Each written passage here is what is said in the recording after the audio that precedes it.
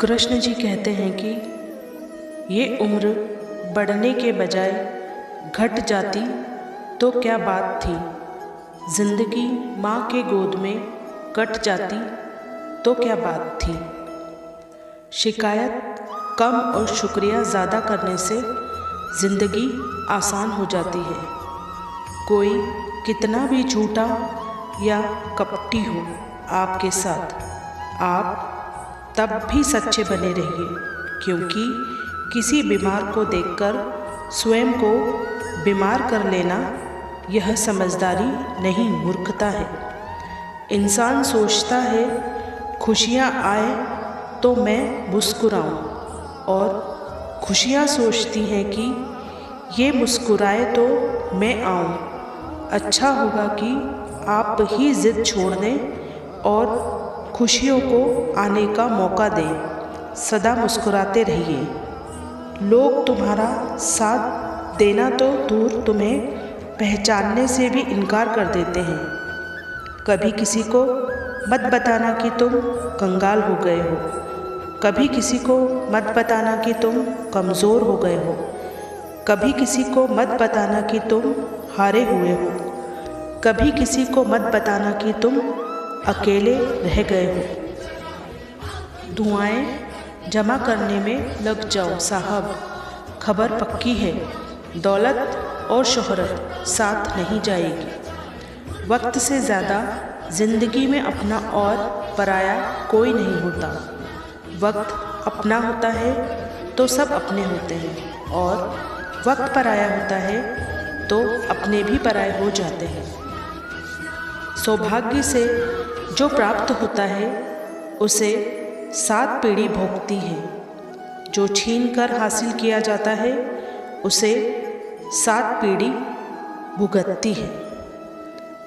किसी से ज़्यादा नाराज़ होने से बेहतर है कि अपने जीवन में उसकी अहमियत कम कर दो। सहारे इंसान को खोखला कर देते हैं और उम्मीदें कमज़ोर कर देती हैं। अपनी ताकत के बल पर जीना शुरू कीजिए। आपका सबसे अच्छा साथी और हमदर्द कोई नहीं हो सकता। हिम्मत मत खोना, बहुत आगे जाना है। जिसने कहा था तेरे बस का नहीं है, उन्हें करके दिखाना है।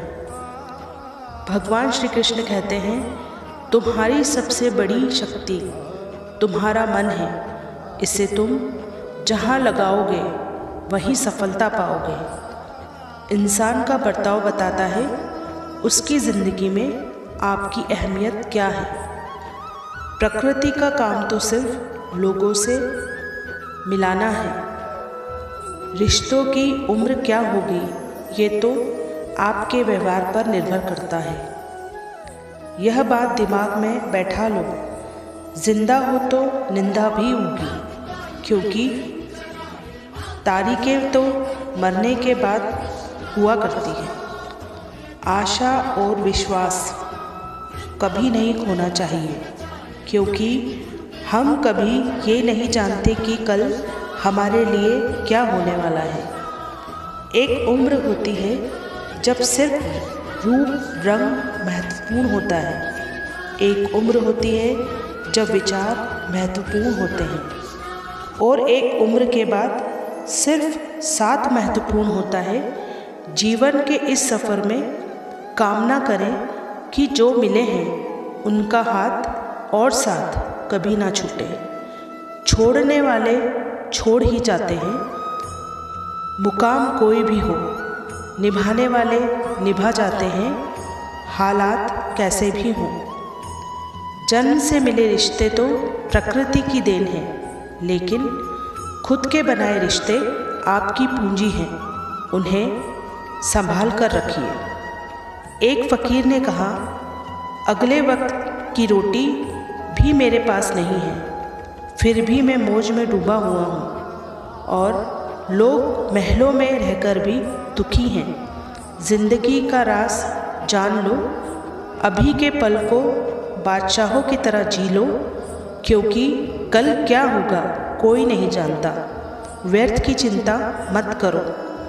कमज़ोर व्यक्ति हमेशा भीड़ में होता है, लेकिन एक बुद्धिमान आदमी हमेशा अकेला होता है। किसी की कमी कमज़ोरी को देखकर उसे कुछ कहना वैसे ही है जैसे किसी के घर के कचरे को अपने घर में लाना। इसलिए मस्त रहें, व्यस्त रहें, परमात्मा में मदमस्त रहें। क्या पता कौन किसके नसीब का खा रहा है। अपने घर के कमज़ोर लाचार लोगों को नफ़रत और नीची निगाह से मत देखो। हो सकता है तुम्हें भगवान रोज़ी रोटी उन्हीं के नसीब से देता है।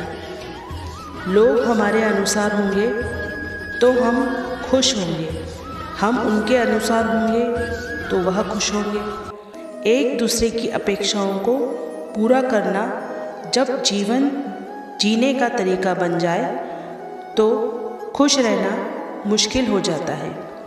वह अपने अनुसार होंगे और हम अपने एक दूसरे की भिन्नता को स्वीकार कर लें तो खुश रहना सहज और स्वाभाविक हो जाए। दुनिया भगवान को मानती है परंतु भगवान की नहीं मानती।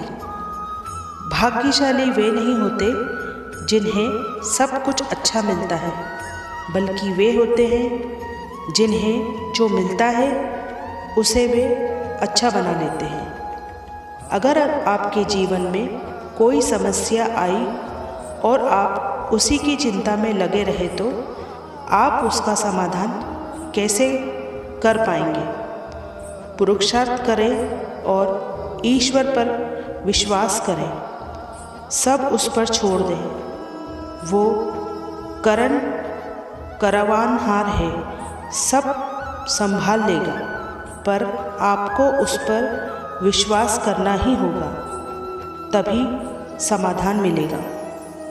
जिंदगी ऐसे जियो कि कोई हंसे तो आपकी वजह से हंसे, आप पर नहीं, और कोई रोए तो आपके लिए रोए, आपकी वजह से नहीं। भाग्य के साथ जितना ज़्यादा उम्मीद करोगे वो उतना ही निराश करेगा। कर्म पर जितना ज़्यादा ध्यान देंगे वो उम्मीदों से भी सदैव 2 गुना देगा। असल में ना तो कोई हमारा कुछ बुरा करता है, ना हमारे साथ बुरा व्यवहार करता है। जैसा जैसा हमें अपने कर्मों का फल मिलने वाला होता है, कुदरत हमारे साथ लोगों से उसी के अनुसार व्यवहार करवाती है। इसलिए हमें कभी किसी को दोष नहीं देना चाहिए। नियमित रूप से श्रद्धा, प्रेम और भक्ति करते रहने से मनुष्य इन बातों से ऊपर उठ जाता है। आत्मज्ञान क्यों ज़रूरी है? अपने आप को आत्मा समझने से परमात्मा को जानना सरल होगा।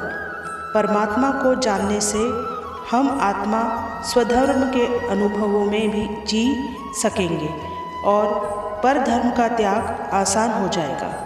स्वधर्म शांति, प्रेम, ज्ञान, सुख, पवित्रता, शक्ति, आनंद। परधर्म काम, क्रोध, लोभ, मोह, अहंकार, ईर्ष्या, आलस्य।